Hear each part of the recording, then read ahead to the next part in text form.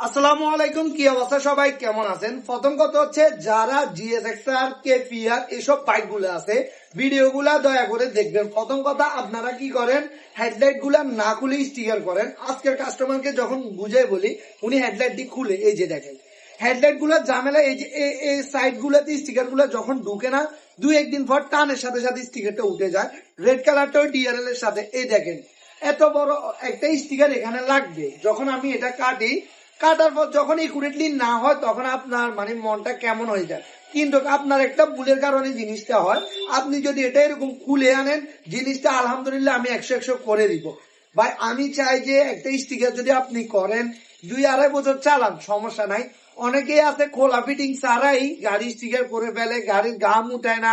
মানে অনেক ভিডিও ইদানিং আমি দেখতেছি। তো আমি যদি এসব ভিডিও নিয়ে কথা বলি, অনেক ঝামেলা হয়ে যায়। কাজ সবাই করে, কিন্তু ভালো মানের কাজটা কে করে ওকে আগে খুঁজবে। কাজ তো সবাই করে। কাজ ভাই, আপনার যদি কাজটা দেখতে সুন্দরই না হয়, ভালোই না লাগে, তাহলে তো আর এই জিনিসটা করার দরকার নাই। মডিফিকেশনটা করে গাড়িটা যাতে সুন্দর লাগে। আপনি মডিফিকেশন না করে গাড়ি চালাইতে পারবেন, কেউ বারণ করবে না।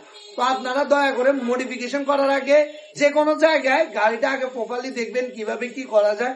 আর গাড়িগুলো বেশিরভাগ খুলেই স্টিকার করার চেষ্টা করবেন।